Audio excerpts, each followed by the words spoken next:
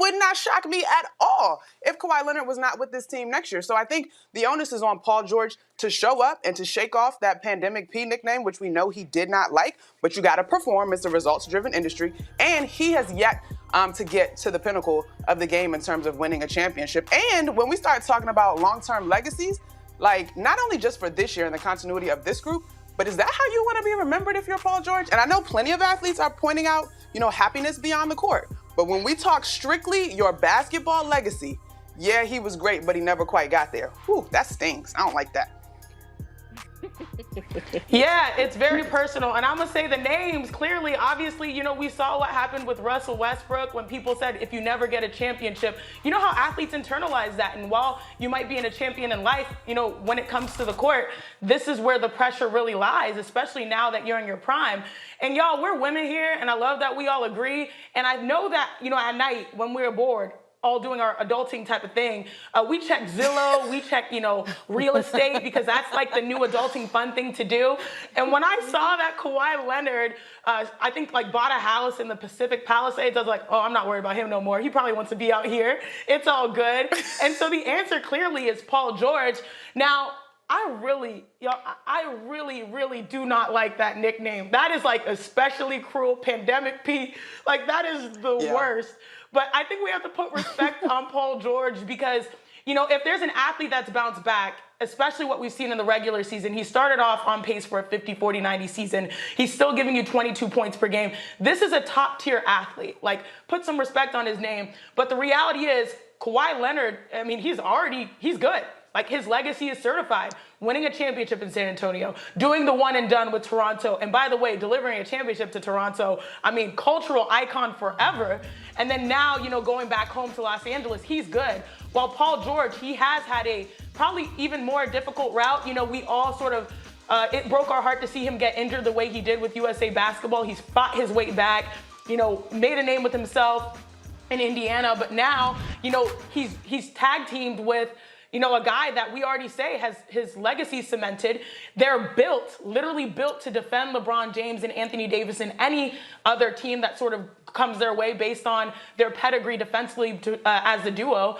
And so when I look at this duo here in Los Angeles, the Clippers, Paul George is the one that has to prove a lot. Even though he's proven so much to this point, the only thing that can fix that is a championship, and that's why the pressure's on him. But Janae, you said it, right? When we have this conversation, it will not be left out that he was on a squad that was uniquely built to go and stop the Lakers. Now, if the Clippers don't even end up seeing the Lakers in the playoffs, I think that's a whole nother conversation. But I think because And in a way, he may be a victim of his own success in that he was so successful and produced those many numbers and was a guy that was in demand that could be on a team that was specifically tasked with knocking off another team. But we're not going to forget that in terms of the legacy. The table was set for you to go and perform, and the missing link right now is you performing big time in that moment. But, I agree with you. That's certainly a tough nickname. It has stuck with me a little bit. He's having a much better season, but you know how it goes, Sinead. This is still the regular season. Don't give me Giannis from the past 2 years. We're trying to see what you're talking about come playoff time. Can I play devil's advocate for a second? For a second? Go ahead, girl. So, all right. Is Kawhi not Batman? Is Paul George not Robin? I understand Kawhi's got the rings before and everything, but Tom Brady, he had tons of rings, didn't he? And there was still a ton of, I hate to bring it back to football, but that's what I do. Tom Brady, last year, all we talked about was, the pressure on Brady. He left New England, now he's in Tampa. Can he do it? The pressure on Brady and the Bucs. Is this season a failure? At the end of the day, if you're going to be a mercenary, and I do not mind that. People that know me know I don't mind somebody going to a better situation. We know, sis. We know.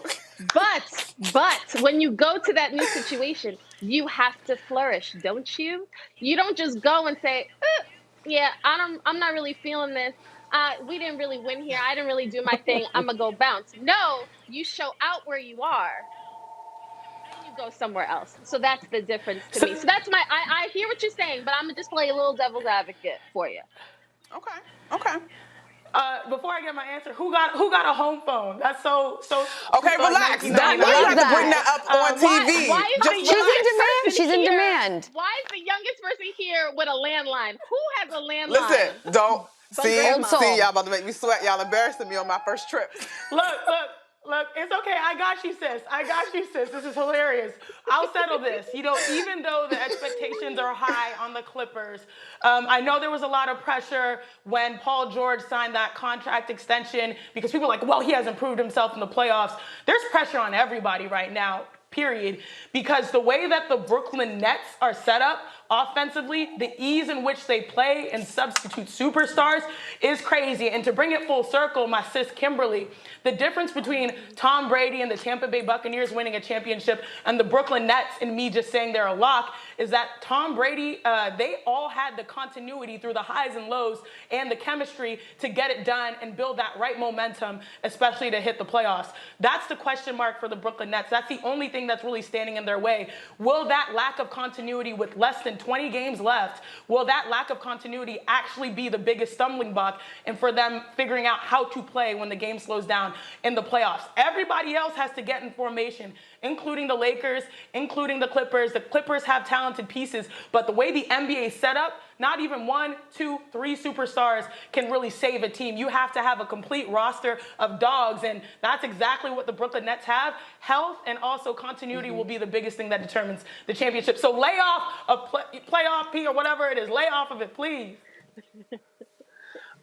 Fair enough. And just really quick to Kimberly's point, Kawhi's still putting up the numbers. That would kind of be my answer, that he has performed and he has earned the cachet that if he decided to bounce, he could do that. But Janae, to your point though, too, everybody is under pressure. It'll be interesting to see if Brooklyn does fall short. Will we all then say, oh, we were right as analysts, they had chemistry issues? I personally don't buy the chemistry thing at all. I think when this big three came together, they have more accomplished individually. They already have championships between the three of them, and they've obviously got scoring titles than we've seen other big threes when they came together at points in their careers.